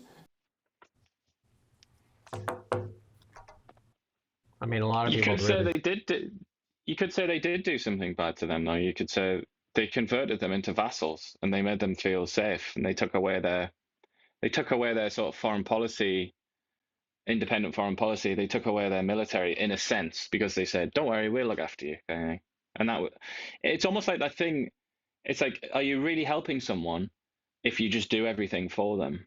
Because you're not going to make them independent. They're not going to be able to thrive by themselves. So in a sense, it's almost like the Americans have damned Europe by trying to protect it almost. I mean, I'm not saying that they did it with complete benevolence. They obviously had their own reasons to do that, but that's kind of what's happened, isn't it? It's like they've forgotten how to grow their own food because people keep giving them food, kind of thing, ready-made. And a lot of people calling into question the EU, including many of the member countries right now, because it seems to, including the UK when it left with Brexit, it seems to have become this big bureaucratic monstrosity that is not delivering for many of the countries and making rules, and we're going to get into a little bit of here, rules and laws and stuff like that, and punishing member nations and that. And all of this was supposedly to become a big trading bloc, to give it power as a trading bloc.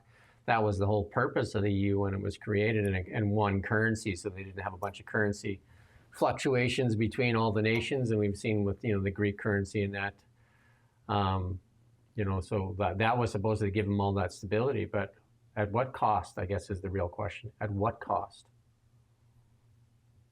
But we should remember as well that a lot of these people have their own motivations, like Jamie Dimon. The financial sector has been punished by the European Union loads of times. They take fines off them and create new regulations. It annoys them to no end. And then the tech bros, a lot of the social media companies and all that, they've just been like relentlessly fined and regulated by the EU, and they hate the EU, and they have, to a reasonable extent, sponsored the Trump administration. They helped get him into office. So there's some pretty grubby stuff going on here in the background, which is not related to questions of civilization or anything like that. It's just purely, I want more money, and I'm going to wrap it up in questions of civilization and whatever. But I think simultaneously there is also the moral and philosophical and historical side. Like, they both exist simultaneously. But I mean, if I had to pick one organization or one country that is one big bureaucratic monstrosity, I would pick the European Union first. But well, China is 100% China's first.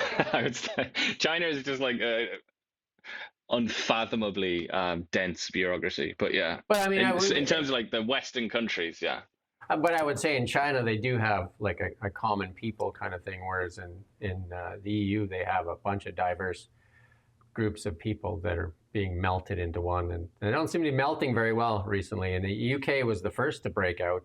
Is there more coming? Maybe. But Trump dunks on Zelensky here. Let's listen to what he has saying. He said this before when Zelensky met at the White House. He said, well, I mean, when's the last time we had an election? This has come up time and time again. Is it time for Ukraine to hold an election, do you think? Yeah, I think so. It's been a long time. It hasn't been doing particularly well. Yeah, I think it's time. I think it's an important time to hold an election. They're using war not to hold an election, but I would think the Ukrainian people would, should have that choice, and maybe Zelensky would win. I don't know who would win, but they haven't had an election in a long time. They talk about a democracy, but it gets to a point where it's not a democracy anymore. Is it time for Ukraine to hold an election? Yeah.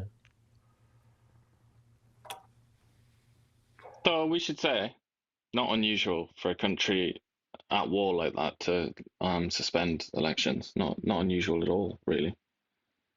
But you can make that. There are people in Ukraine making that argument as well. So it's like, did the UK it's not have like an he's election just during the being war? a cheeky bugger here. The UK had an election during the war, did it not? No, it didn't. It didn't? Well, there you go.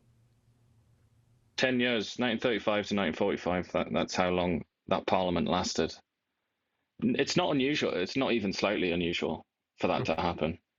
But and it's obvious why. How could you have an election when you're fighting for your own survival? It's just madness.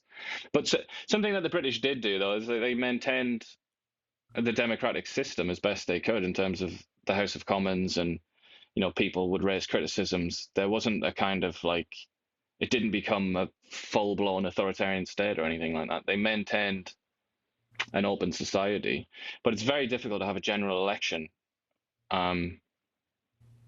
during a war like that. I mean, there were arguments that when the Nazis were obviously beaten in about 1943, something like that, 1944, that there should have been an election then. There's an argument made there. You'll see historians and whatnot make that argument, but it's not hard to grasp. Surely, I'm sure Trump can understand. It's very, very difficult to have an election when you're at war. I think what he's pushing for, he thinks the two of them hate each other so much, Zelensky and Putin, that there is no chance of reconciliation until they find a way to move past the two of them. I think it's a personal thing almost. But here is Zelensky. He went to the UK. And in there, we're also joined by Macron and Keir Starmer. And and the German guy, Chancellor Schulz. You always say it that way, right? Schulz. There you go. Let's listen in on this one. I think this discussion, and thank you, Vladimir, for being with us together with Friedrich. I think we all support Ukraine, and we all support peace and peace negotiations to have a sustainable, a robust peace. And I think we have a lot of cards in our hands. The financing and the furniture of equipment and training programs to Ukraine, the fact that Ukraine is resisting in this war, and the fact that the Russian economy is starting to suffer, especially after our latest sanctions and the US sanctions.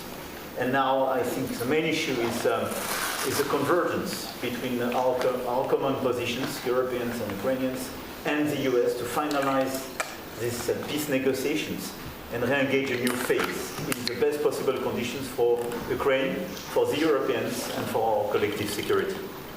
Thank you. Thank you. That's good. Weren't those train buddies, those guys, those three? Weren't they the train buddies? Schultz? It's just the B team, isn't it? It's just the losers talking about. They're talking about the big game. It's like, you're not playing. You're not going to get on the pitch. Like, what are you on about? Did you pick up that Macron? You know, when you're successful when people start speaking your language, and we'll know that we've made it when people start saying we're the best undiscovered show, Canadian news commentary show on the internet. The language that you heard Macron say, we have all the cards. Who said that we have all the cards? Yeah. Who says that? Indeed, yeah. It's pitiful to think France used to be like a seriously great country, you know, and obviously so did Britain and Germany. Both to see them sort of relegated to this kind of pathetic situation, it's not nice to look at, is it? Both Starmer and Starmer, Macron and Starmer, very low in the polls, very, very unpopular. And here's one more from Trump at that political interview on Zelensky, calling him P.T. Barnum. Remember the three-ring circus? I think that's what we call our parliament here. But let's listen in on Trump here. He's a great salesman. I call him P.T. Barnum.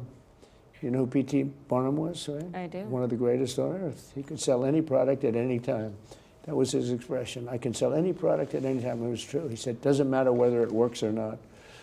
But he's P.T. Barnum. You know, he got crooked Joe Biden to give him $350 billion. And look what it got. It got him about 25% of his country is missing. He's a great salesman. I call him P.T. Barnum. That is vintage Trump, that, isn't it? Yeah, but that's Dasha Burns there, and she's the one that other person went all ranty on her, right? So this interview seemed to go a little better. I've seen this interview, and she was like very, very tolerant of his, you know, Trumpisms. He did the obligatory, it's almost like he's testing the water. He did the obligatory stolen election thing. Usually that really triggers reporters, and they're like, you know, there's no evidence that, but she didn't do anything. She just let loads of things pass, which is very unusual. It shows that it's like an adaptation, I think, from the sort of left liberal mainstream media. They're starting to adapt to Trump, and they're not bothering anymore being antagonistic and jumping in and correcting them and stuff like that. It's just all about it's all about sort of having a rapport with them, and I think she did have a rapport with them. It was very interesting to watch that.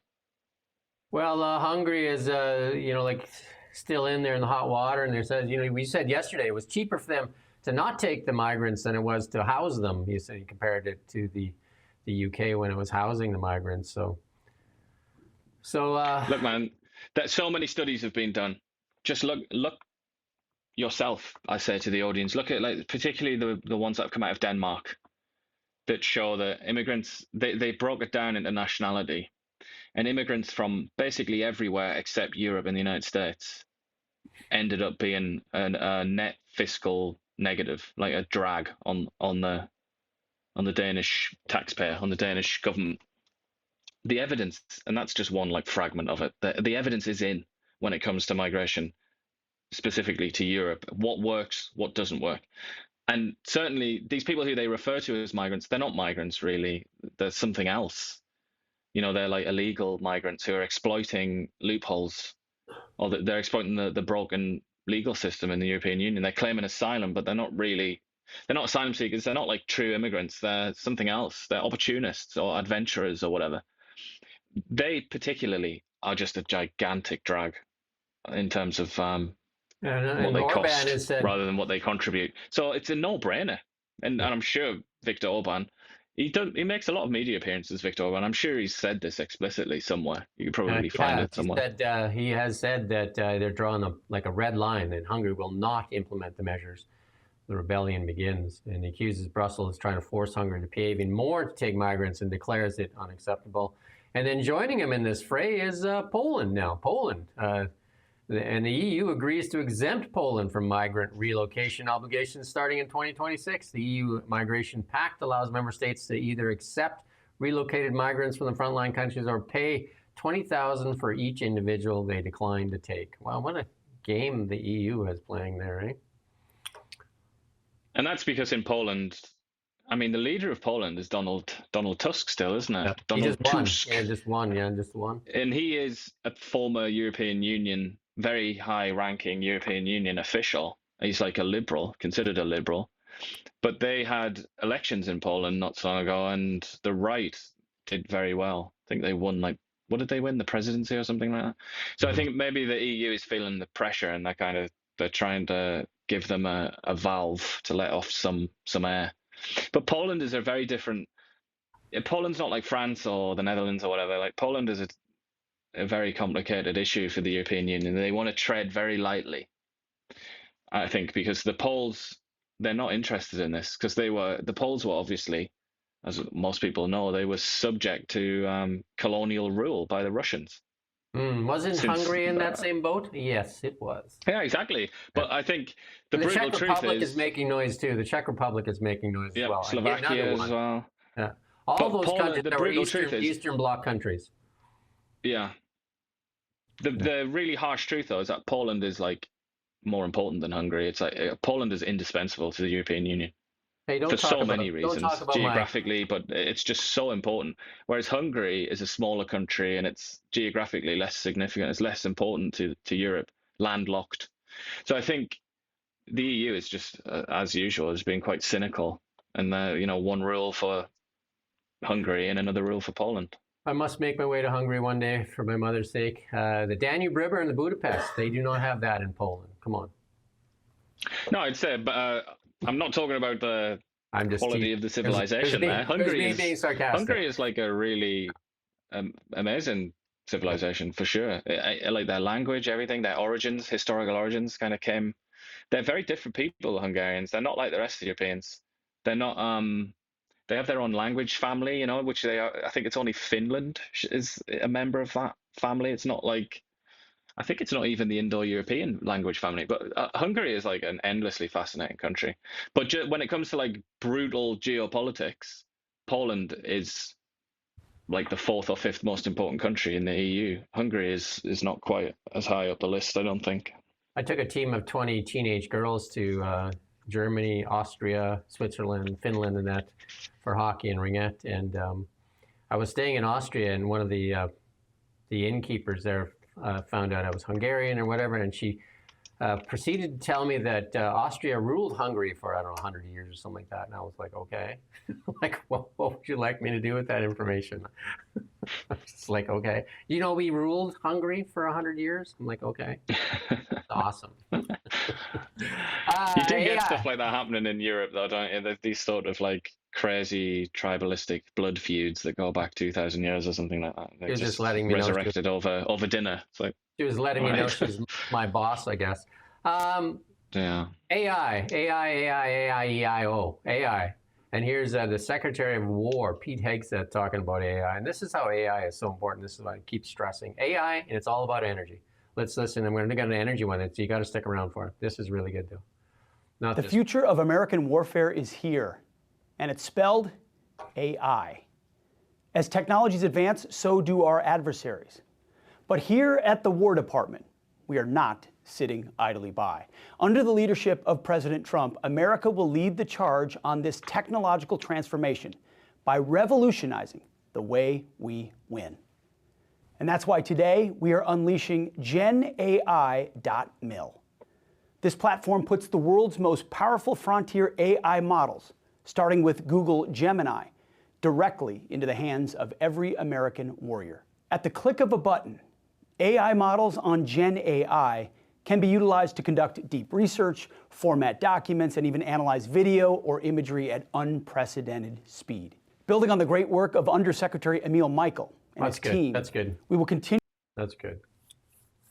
Do you know there is Google, I'm not Google, but there's glasses out there right now, smart glasses, right now, that you can put on, and you can be walking in a crowd, and it'll identify that person for you if you've never met that person before. It searches, does face recognition, searches social media, finds that person's account, and tells you that person's name. Isn't that in the new Mission Impossible films? Sure, Tom Cruise has got a pair of those glasses. It's pretty amazing that fiction is becoming reality. I watched the Google Gemini presentation where the guy put the glasses on to do the oil change in his car, and the glasses highlighted where the stuff that he had to, the bolts he had to take off, the wrench he had to use, everything, and talked him through everything. It's coming. But how big, in a military context, a military setting, how big will the sort of universal translator be? Where you can have, huge. I don't know if it would be glasses or if it would be like buds or something, where you can hear any language in the world. You can just understand it almost simultaneously. That's like, if you think about the Afghanistan war in particular and how reliant the Americans and British and the rest of them were on translators, who occasionally would turn the gun around and massacre a squadron of troops or something, or be on the other side like a double agent. And also just think how limiting that is when you have to walk around. You have to have this guy who's like an intermediary, might not even be translating it accurately for all you know. You want to see the future? Huge. And like the Navy SEALs and things like that, they could go in and they can actually, like, think about it in terms of tactics. If you can actually hear what they're saying, it's just huge. It's already there. That technology is already there. And if you want to see the future, watch Star Trek. There you go. Most of the stuff's coming. Other than it's certainly, how true is that? Yeah, I mean, even doors that open automatically and universal translator, obviously. So there's a lot of people. I don't think we're going to be having phases anytime soon. There's a lot of people, especially in Canada, that say we need to regulate and that AI is being overhyped. And there's a lot of people in the finance media say it's being overhyped, that it's a bubble, it's a bubble up. Here's a former Google CEO, Eric Schmidt, on why AI is not a bubble. If it's anything, it's being underhyped, and I agree with this. This is absolutely huge. And that's why we have it on this show. You're not going to learn this on CBC. The CBC is going to teach you how to virtue signal and act sanctimonious. If you want to learn how to act sanctimonious, head over to the CBC and they'll teach you how to be that. I dated a Klingon, someone said. Well, hey, why would I don't even know. But anyway, I don't know. I can't speak Klingon. Yes. AI will be able to fix that, I'm sure. This is important. This is from Chamath, and this is important. This is the piece that's all important. Chamath was former Canadian as well. Where does he live? The United States of America. And he's been on a Canadian stage recently, and he said it's all about energy. But look at this cool thing. A new product, a new customer, a new financing, introducing Superpower, a 42 megawatt natural gas turbine optimized for AI data centers built on supersonic technology. Superpower launches 1.21 gigawatt order from Cruise AI. Look at that. What is that? What is it running off of? No business case. That's what it's running off of. LNG. It's running off planet-destroying hydrocarbons. Stop. 42 megawatts. That's 42 million joules every second. There you go. Wow. Can you imagine trying to be an innovator in this area in Canada, though, or British Columbia? Let's imagine trying to knock something like that. It's just, that's when it gets sad. You see that the Americans, they have space in their culture for this, to innovate and to change and adapt and grow and compete.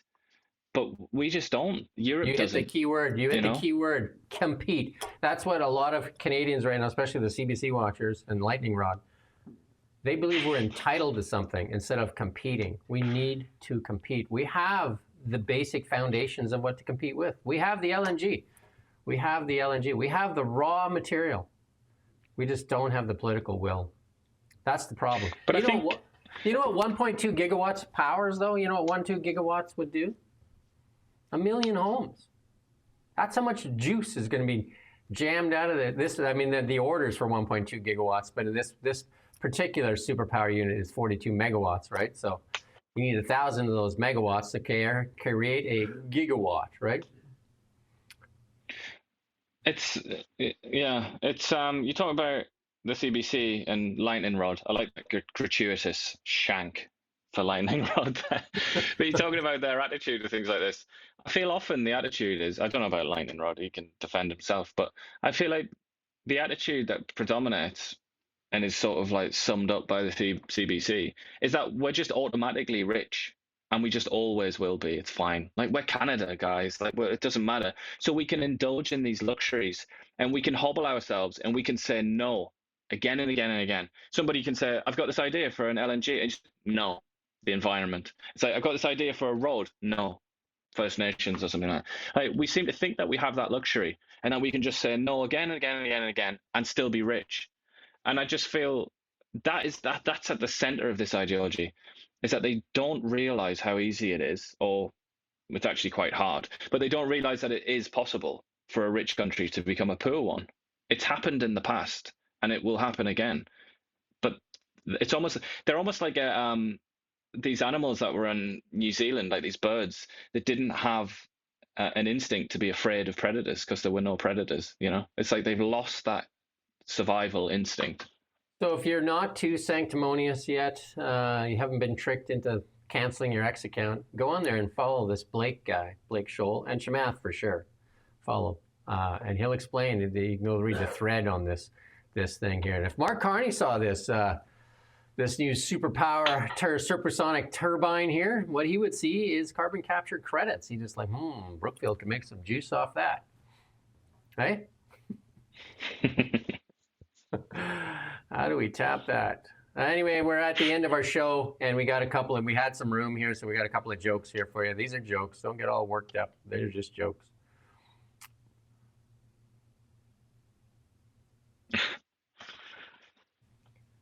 I think that is actually accurate as well. If I try and assess the accuracy of this meme, because it would count. I think mental illness would count as like a disability, maybe, so it would count as mocking a disability, I think that's covered by this legislation. We're trying to get in all the memes we can before they pass Bill C9. So we're gonna have to do a massive meme section. We're trying to get them all in because Bill C9 the is day on the before they pass it. We have one more for you. This one's for you, your friend and leader, Keir Starmer. Elon Musk just posted this up there too, right? Free speech has not been banned in the UK, and we will arrest anyone who says it has. That is the ultimate catch-22, right? It's remarkable, isn't it, that he keeps on coming out with that nonsense. He keeps on saying, we've had free speech in this country for a number of years. How could you do that? Just on a human level, how could you be so deceptive? How could you lie so freely? Do you have to fill your mouth with marbles or marshmallows before you talk like Keir Starmer? It's like halfway to Kermit the Frog, a little bit higher up. The Liberals are apparently melting down in that press conference. We'll put it in maybe tomorrow on that, standing together. I mean, there's obviously fractures in the Liberal Party over this MOU. But yeah, and they said there's another example of brazen mendacity. And then the best one is that Liberal MP melting down about ethics are being weaponized. You mean because you're breaking ethics? That's the weaponization of it? Just like any law that is being applied to the Liberals is weaponization. Any law applied to the Conservatives is just.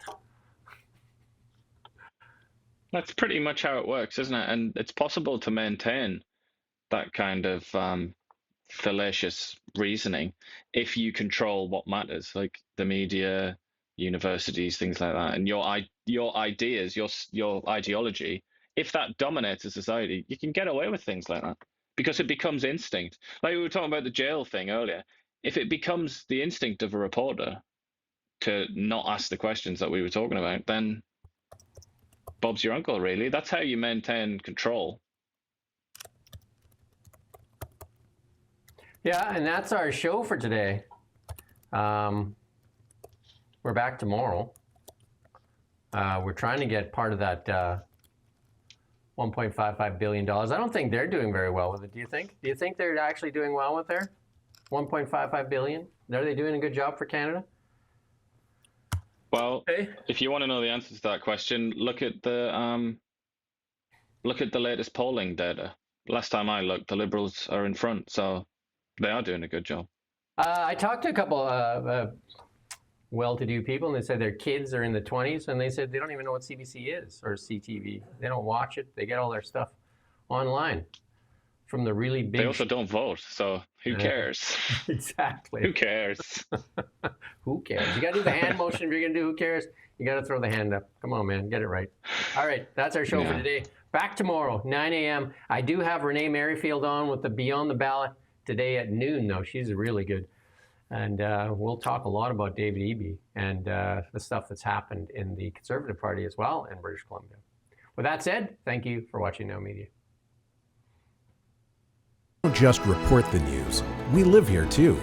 We're your neighbors, bringing you stories that matter to all of us. No government funding, no outside influence. Kelowna Now, local, independent. News you can trust.